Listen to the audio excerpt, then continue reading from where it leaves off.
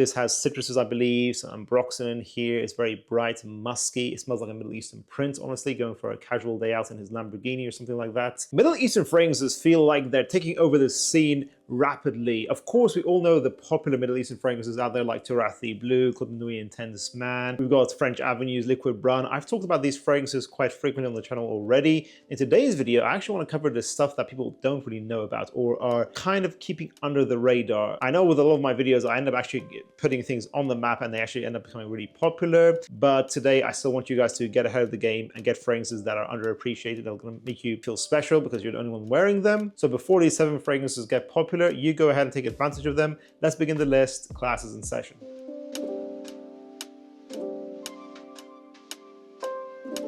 I'm going to start off the list with Alexandria fragrances, Hafez 1984. I sometimes say on the channel that this is a Middle Eastern fragrance. It's made by an Egyptian perfumer. In Alexandria fragrances, this is an original creation, although the house overall is a clone house. This is definitely in the red tobacco style of fragrances. Smoky, ashy tobacco, spices, booziness in here. There's vanilla also. It has all the best things in perfumery all in one. Intense, loud, masculine. This is one of my most complimented fragrances in my entire collection. Sweet, intense, but it's just very memorable and distinct. For the price, it is absolutely incredible. It is Middle Eastern in style. I absolutely think you should jump on this. I keep talking about this fragrance in the channel, and I kind of feel like it's always going to be like the under the radar hidden gem of School of Scent. Armaf's Odyssey Aqua. This fragrance really surprised me. I feel like the Odyssey line in general isn't really talked about that much, but I just feel like this is such an incredible improvement on Invictus Platinum, which I used to own a bottle of. I kind of felt it was a bit mediocre. This takes away the weird aspects of it. It still kind of has that slight absinthe feel of it, but it's taken down a huge notch. It's minty, citrusy, aquatic, musky, a bit of ambroxan in here. It's a very easy to like minty, fresh citrus fragrance. You do not get such long-lasting freshness in such an affordable fragrance very often. That's why to me this is a 9 out of 10, potentially the best fragrance in the Odyssey line. Do not sleep on this. By the way, the longevity here is around 10 hours with a medium projection, which is incredible for a freshie. Today's video is in partnership with Khadlaj, who offer excellent quality, affordable, and excellently packaged Middle Eastern fragrances. We've got 2 of their most popular scents. We've got Khadlaj Island and Khadlaj Island Vanilla Dunes. I think the original Island has a rating of 4.5 on Fragrantica, and Island Dunes, I think, has 4.6 so far. Here's how the original Island looks. I've been seeing a lot of hype for this online. This is replicating Le Beau Le Parfum by Jean-Paul Gaultier. That fragrance isn't overpriced in general, but this is half the price anyways.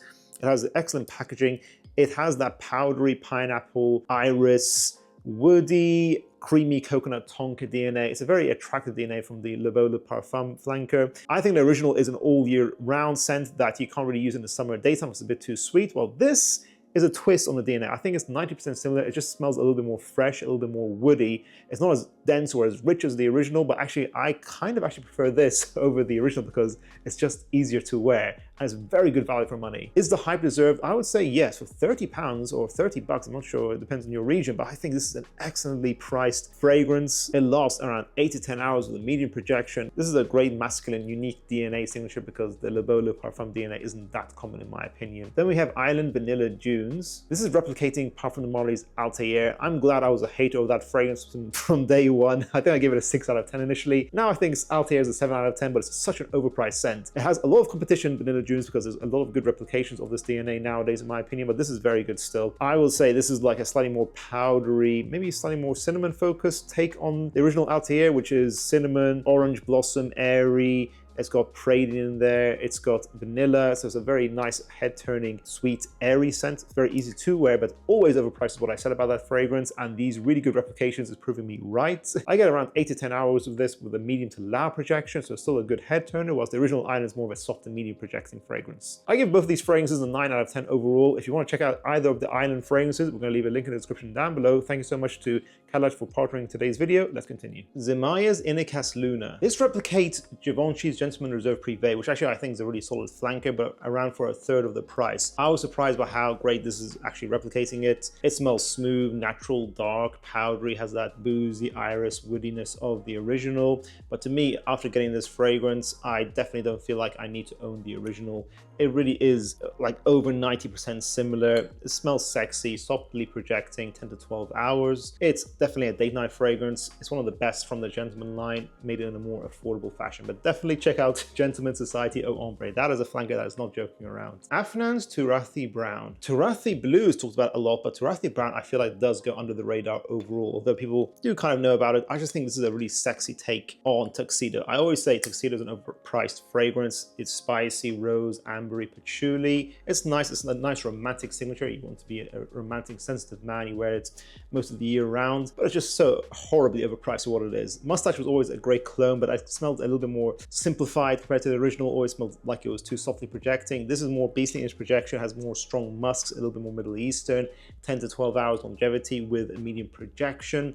It makes the Tuxedo original redundant like it always has been, and it sorts the projection issues of Mustache. To me, this is a 10 out of 10. Again, a fantastic fragrance from Afnan, who are pretty consistent as a brand overall. I gotta give it to them. This is a very sexy, masculine signature that will still make you stand out overall. I can't believe it, guys. I've noticed recently that 40% of you who watch the channel are subscribed to us. Thank you so much to everyone who subscribed so far. If you want to see our channel grow even further, go ahead and click subscribe. Let's get that number to 45%. Thank you. Arabian Oud Diwan. Now, this is a fragrance I've talked about a few times on the channel. The reason I haven't pulled the trigger to get a full bottle is because with Arabian Oud, I feel like if you own one or two of their fresh fragrances, you don't really need to own more than that, because a lot of them kind of overlap. It does have that syndrome as a brand where some brands have it where it feels redundant to own more than one of their scents. LV is another brand like that also, to be honest with you. And Arabian Oud, though, it is still a very consistent brand. Like, a lot of their freshies are strong, long-lasting, and will get you compliments. Diwan, to me, I always say is the best fragrance for experiencing cashmere, which is a beautiful material in perfumery. It makes you smell like a cashmere, silky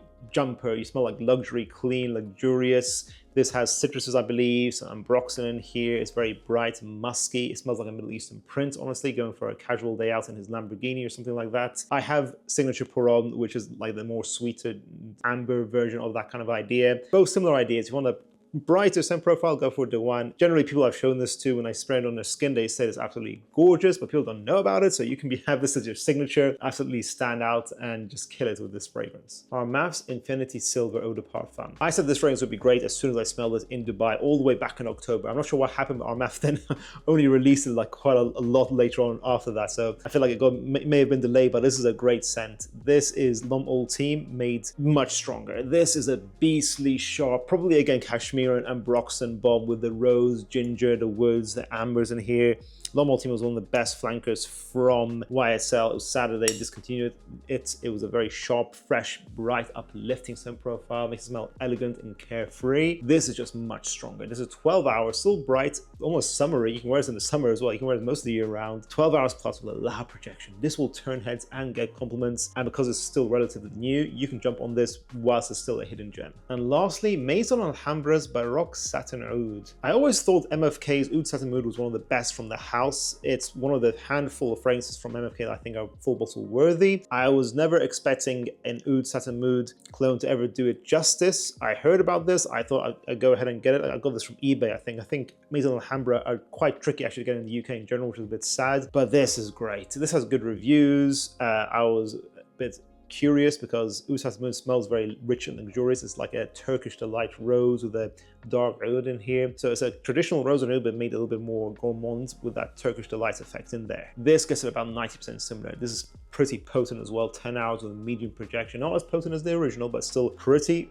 you know, plenty potent also. For the price you're paying, this smells absolutely luxurious. It does not make the original redundant, but I still think this is a 10 out of 10. If you want to try rose as a man at an affordable price range, this is one of the best to do it. It's a hidden gem because, again, I just don't feel like this is ever talked about that much, so jump on it while you can. That concludes today's video, guys. What are your thoughts on Middle Eastern fragrances that you think people should keep a secret, that you think are going under the radar, and you kind of want to gatekeep them, but you kind of still want to share them in the comment section down below? I know it's a paradox, guys, but go ahead and share the love. Let us know about your hidden gem fragrances in the Middle Eastern genre, and let me know if I put you onto some new fragrances that you did not know about before. If you guys enjoyed this video, make sure you check out our previous recent Middle Eastern fragrance video up here. I'll see you guys in the next one. Class dismissed.